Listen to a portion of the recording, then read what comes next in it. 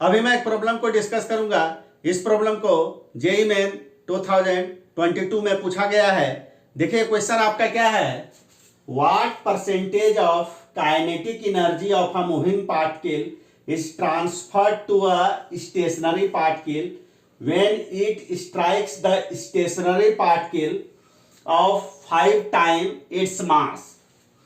अगर ये हमारा आपका एक मूविंग पार्टिकल है और हम लोग यहां पर ये मानते हैं ये पार्टिकल आपका मूव कर रहा है u वेलोसिटी से, और ये हमारा आपका एक स्टेशनरी पार्टिकल है, यानी इसका वेलोसिटी आपका 0 है।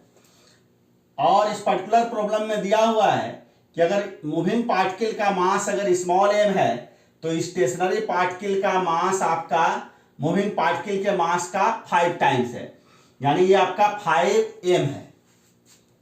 तो यहां पर देखिए और भी इंफॉर्मेशन दिया हुआ है कि assume the collision to be head on elastic collision. तो देखिए हेड ऑन कॉलिजन का मतलब क्या होता है कि कॉलिजन के पहले बॉडी 2 का मोशन जिस लाइन पर हो रहा था, कॉलिजन के बाद बॉडी 1 और बॉडी 2 का मोशन आपका उसी लाइन पर होगा। ये हेड ऑन का मतलब होता है। और इलास्टिक कॉलिजन का मतलब होगा यहां पर kinetic energy just before the collision and kinetic energy just after the collision आपका इक्वल होगा।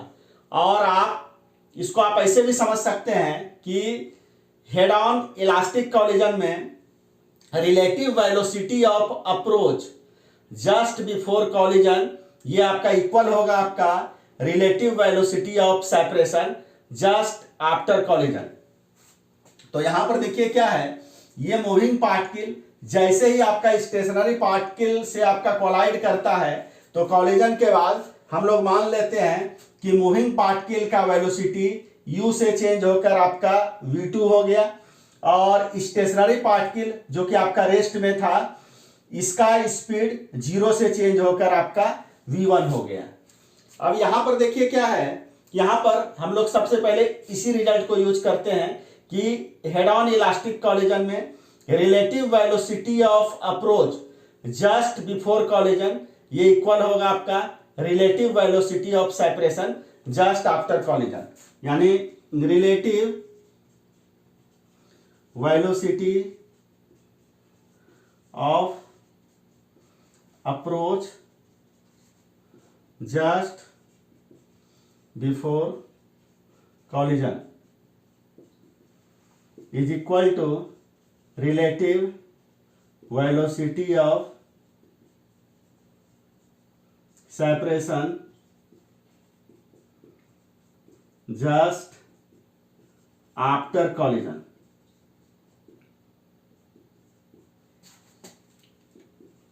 तो यहां पे देखिए तो जस्ट बिफोर कॉलिजन 2 1 को अप्रोच कर रहा है, तो इसका मतलब यहां पे रिलेटिव वेलोसिटी ऑफ अप्रोच जो होगा 2 का वेलोसिटी माइनस 1 का वेलोसिटी, तो 1 आपका क्या रेस्ट में है तो 0, तो u माइनस 0 यही होगा आपका relative velocity of approach just before collision.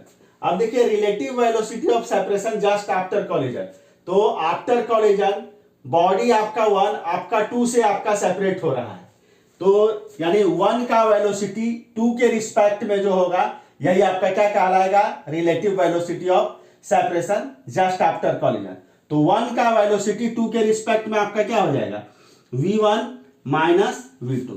तो v1 minus v2 is the relative velocity of separation just after the collision. तो यहां से देखिए एक इक्वेशन तो हमारा यही आपका फ्रेम हो गया, u equal to v1 minus v2, this is equation 1। और यहां पर देखिए क्या है कि हेड ऑन आपका इलास्टिक कॉलिजन है तो मोमेंटम का भी कंजर्वेशन होगा, यानी just before the collision and just after the collision आपका टोटल मोमेंटम आपका इक्वल होगा। तो जस्ट बिफोर द कॉलिजन देखिए तो मूविंग पार्टिकल का मोमेंटम आपका क्या है, आपका mu है, और जो स्टेशनरी पार्टिकल है ये तो हमारा आपका स्टेशनरी है तो इसका मोमेंटम आपका क्या हो गया 0। तो जस्ट बिफोर द कॉलिजन आपका टोटल मोमेंटम आपका क्या हो गया mu प्लस 0, और ये मोमेंटम आपका किधर होगा, लेफ्ट टू राइट। अब देखिए तो जस्ट आफ्टर द कॉलिजन यहां पे 2 का मास आपका क्या है, m है। तो जस्ट आफ्टर द कॉलिजन 2 का मोमेंटम आपका क्या हो जाएगा, m v2। ये मोमेंटम आपका किधर होगा, राइट की तरफ, क्योंकि वेलोसिटी भी है आपका राइट की तरफ। और 1 का जो मोमेंटम होगा जस्ट आफ्टर कॉलिजन, ये आपका क्या हो जाएगा, आपका मास टाइम्स वेलोसिटी, यानी 5mv1। और ये वेलोसिटी भी आपका राइट की तरफ है, तो 1 का भी मोमेंटम आपका क्या होगा, राइट की तरफ। तो राइट की तरफ जस्ट आफ्टर कॉलिजन आपका टोटल मोमेंटम आपका क्या हो जाएगा, mv2 प्लस 5mv1। तो राइट हैंड साइड हो गया total momentum towards right just after collision, और लेफ्ट हैंड साइड हो गया आपका total momentum just before collision towards right. तो ये दोनों आपका क्या होगा, आपस में इक्वल होगा। तो यहां देखिए तो mu इक्वल टू हमारा हो जाएगा आपका mv2 प्लस 5mv1 हो जाएगा। तो देखिए तो m कैंसिल आउट हो गया। तो यहां पर से देखिए तो u equal to v2 plus आपका 5v1 हो जाएगा। तो इसको लिखा जा सकता है u equal to 5v1 plus v2। This is equation number 2। तो 1 और 2 को हम लोग पहले सॉल्व करते हैं।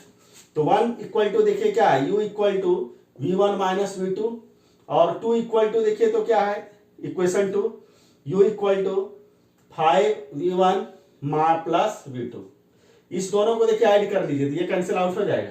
तो u plus u, 2u is equal to आपका क्या हो जाएगा, आपका v1 प्लस 5v1। तो ये आपका क्या हो गया, 6v1 हो गया। तो 2 से कैंसिल आउट होगा 3, तो u इक्वल टू आपका क्या हो गया, आपका 3v1 हो गया। अब हम लोगों को देखिए यहाँ पर कैलकुलेट करना है what percentage of kinetic energy of a moving particle is transferred to a stationary particle. यानी ये जो स्टेशनरी पार्टिकल है, इस स्टेशनरी पार्टिकल को कितना काइनेटिक एनर्जी आपका ट्रांसफर हुआ, यही हम लोगों को यहाँ पर कैलकुलेट करना है। तो अब आप देखिए तो ध्यान से ऑब्जर्व कीजिए तो स्टेशनरी पार्टिकल का इनिशियल काइनेटिक एनर्जी आपका 0 है, क्योंकि स्टेशनरी पार्टिकल है ना, तो ये तो आपका रेस्ट में है, तो इसका काइनेटिक एनर्जी 0। स्टेशनरी पार्टिकल का देखिए तो कॉलिजन के बाद काइनेटिक एनर्जी आपका कितना हो जाएगा, आपका ये हो जाएगा आपका। तो आपका कॉलिजन के बाद काइनेटिक एनर्जी आपका क्या हो गया, हाफ मास यानी 5m multiplied by v1 square. यानी स्टेशनरी पार्टिकल का इनिशियली काइनेटिक एनर्जी आपका 0 था, फाइनली काइनेटिक एनर्जी आपका इतना हो गया। तो इसका मतलब स्टेशनरी पार्टिकल को कितना काइनेटिक एनर्जी आपका ट्रांसफर हुआ, इतना काइनेटिक एनर्जी आपका ट्रांसफर हो गया, हाफ 5m v1 स्क्वायर। इसको हम लोग डिवाइड कर देते हैं मूविंग पार्टिकल के काइनेटिक एनर्जी से, हाफ mu स्क्वायर, और इसको मल्टीप्लाई हम लोग कर देते हैं 100 से। तो इतना ही परसेंटेज आपका काइनेटिक एनर्जी आपका ट्रांसफर हो जाएगा आपका स्टेशनरी पार्टिकल को। अब देखिए इसी को हम लोग सॉल्व करते हैं। हाफ कैंसिल आउट हो गया, यहाँ देखिए mm कैंसिल आउट हो गया। तो यहाँ पर देखिए तो 5v1 स्क्वायर डिवाइडेड बाय आपका क्या हो जाएगा, u स्क्वायर मल्टीप्लाइड बाय 100। तो इसको लिखा जा सकता है 5v1 स्क्वायर, और u के जगह पर हम लोग 3v1 ले लेते हैं।